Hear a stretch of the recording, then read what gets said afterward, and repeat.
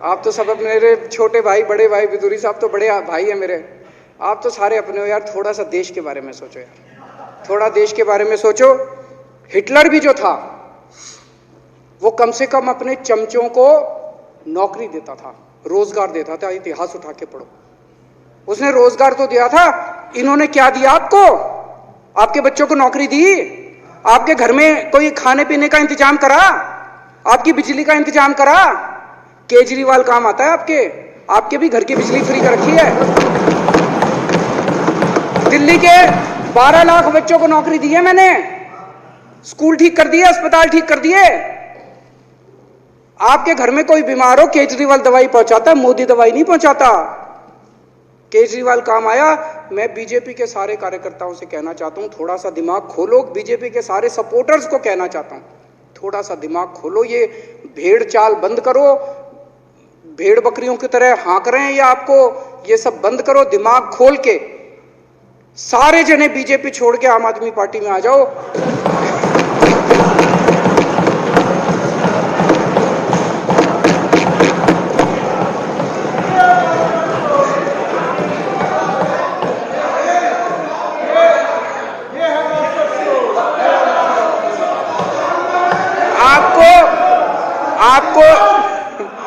आपको इज्जत मिलेगी, सम्मान मिलेगा।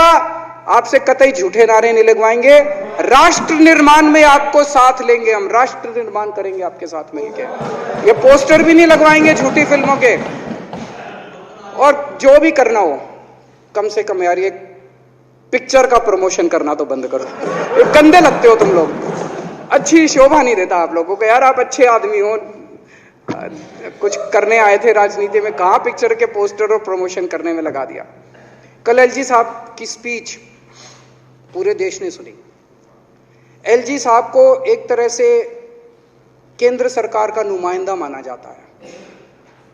एलजी साहब ने भी हमारी सरकार की कितनी तारीफ करी। 50% जीडीपी 5 साल के अंदर बढ़ गया। भारत में आज तक कभी किसी राज्य का नहीं हुआ। इतने शानदार काम दिल्ली सरकार ने किए हैं कि केंद्र सरकार द्वारा नियुक्त एलजी साहब ने भी दूसरी सरकार की, आम आदमी पार्टी की सरकार की भूरी भूरी शब्दों में तारीफ की। हम तो जी दुनिया की सबसे छोटी पार्टी हैं, फिर भी डर गए तुम लोग।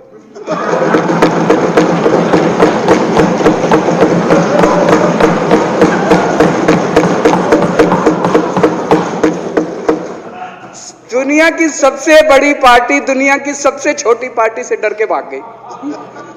क्या कायर हो यार। हिम्मत है तो चुनाव लड़के दिखाओ बीजेपी वालों, मान जाएंगे तुम। हिम्मत है तो चुनाव लड़के दिखाओ। कहते हो 56 इंच का सीना है, नहीं तो मान लो 56 इंच का सीना नहीं है, झूठ। नहीं तो मान लो कुर्ते के नीचे 56 इंच का सीना नहीं है, झूठ है ये। कल मैंने देखा, आपको भी बुरा लगा। मैं आपके कमरे में जब चाय पीने आया, आपने मेरे साथ अपना दुख शेयर किया कि जब एलजी साहब ने भाषण शुरू किया, ये सारे खड़े हो गए नारे लगाने।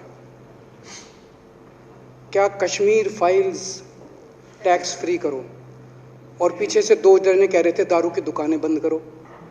अब इनको भी नहीं पता आज नारे किस चीज के लगाने। ऊपर से आया तो था ऊपर से आया तो था। तो 2 जने कह रहे थे दारू की दुकान बंद करो, आगे वाले कह रहे थे कश्मीर फाइल्स टैक्स फ्री करो। फिर दूसरे वाले ने कहा, बे आज कश्मीर वाला नारा लगाना है। तो जैसे रैलियां होती हैं, उसमें कुछ टीवी वाले माइक लगा देते हैं कि हाँ जी किस लिए आए हो, तो वो यूं यूं देखता है किस लिए।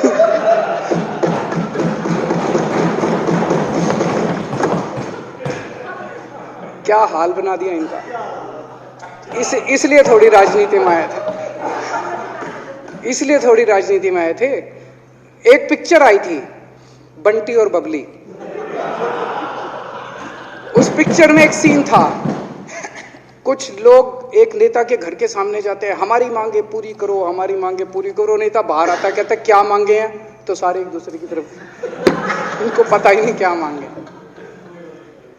आज सारे देश की सारी भारतीय जनता पार्टी एक पिक्चर के पोस्टर लगा रही है गली गली में जाके। पूरी सारी भारतीय जनता पार्टी देश में एक पिक्चर के पोस्टर लगा रही है। इसलिए राजनीति करने आए थे? पिक्चरों के पोस्टर। अपने बच्चों को क्या जवाब दोगे? घर जाके बच्चे पूछेंगे पापा क्या काम करते हो? पिक्चरों के पोस्टर लगाता हूं।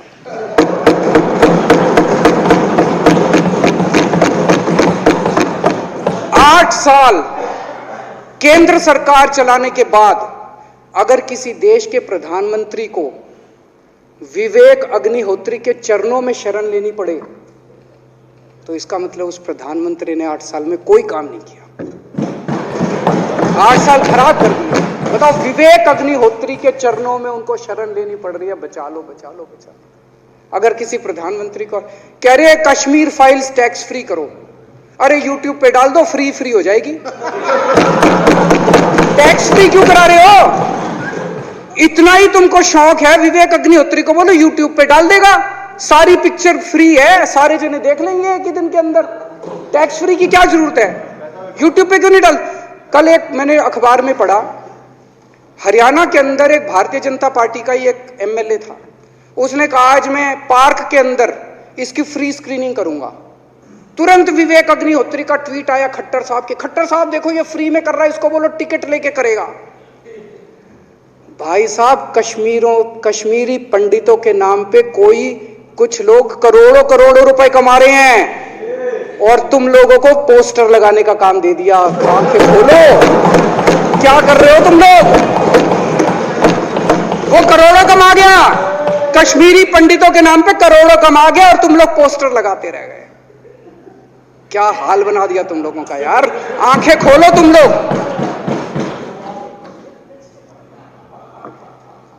भेड़ बकरियों की तरह हाँक रखा है पूरे बीजेपी वालों को, भेड़ बकरियों की तरह हाँक रहे हैं। एक दिन बोले 3 का कृषि कानून लेके आए हैं, बहुत शानदार है, और फिर नीचे मैसेज आया भाई सारे जने तारीफ करो मोदी जी की। सारे बोले वाह मोदी जी वाह, क्या मास्टर स्ट्रोक है।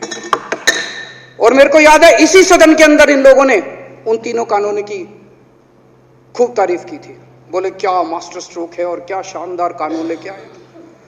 1 साल के बाद फिर आया भाई 3 कानून वापस ले लिए, बोलो फिर तारीफ करो मोदी जी की, भाई कानून बेकार थे मोदी जी। क्या इसी सदन के अंदर इन लोगों ने इतनी बेशर्मी, दिमाग पे ताला लगा रखा, इन्होंने कहा वाह मोदी जी वाह, क्या 3 कानून खराब थे आपने वापस ले लिया, देश को बचा लिया। क्या मास्टर स्ट्रोक, ये क्या हाल बना दिया आप लोगों का यार। फिर थोड़े दिन बाद बोले भाई दारू की दुकानों के खिलाफ करो, फिर सारे जने दारू की दुकान बंद करो, दारू की। अब दारू ठीक हो गई दिल्ली में? आजकल तो शोर नहीं करते तुम लोग।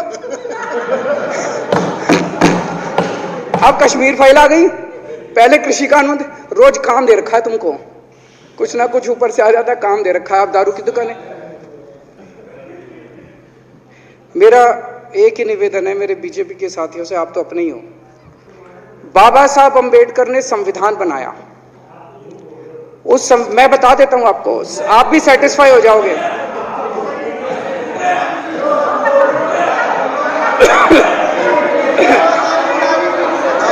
सुन के चले जाना, सुन के चले जाना। बाबा साहब का नाम बाबा साहब का नाम सुनते ही वॉकआउट कर गए। बाबा साहब का नाम भी नहीं सुनना चाहते। बाबा साहब अंबेडकर का नाम सुनते ही वो, सुन तो लो, सुन तो लो।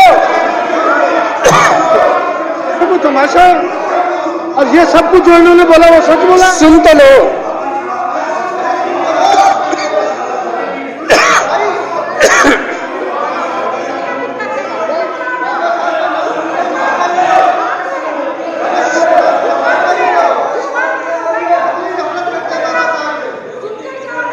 बाबा साहब अंबेडकर ने, सदस्यों से प्रार्थना कर रहा हूं, अध्यक्ष महोदय, बाबा साहब अंबेडकर ने, मुख्यमंत्री जी बोल रहे हैं, डिस्टर्ब ना करें प्लीज। नहीं, ये कोई तरीका नहीं। सत्य कौन बोल रहा था? सत्य क्या बिजुली जी ने बोला? सब आप बैठ जाइए। अब बाबा साहब अंबेडकर ने देश का संविधान बनाया। संविधान में लिखा उन्होंने कि भारत के अंदर जनतंत्र होगा। इस जनतंत्र के अंदर चुनाव होंगे, चुनाव में जनता वोट डालेगी, वोट डाल के जनता अपनी सरकार चुनेगी। वो सरकार लोगों के सपनों को पूरा करने के लिए काम करेगी। बीजेपी को ये पसंद नहीं है। बीजेपी नहीं चाहती चुनाव हो। बीजेपी चाहती है कि चुनाव खत्म हो जाए। चुनाव होने ही नहीं चाहिए। चुनाव गंदी बात है इनके हिसाब से।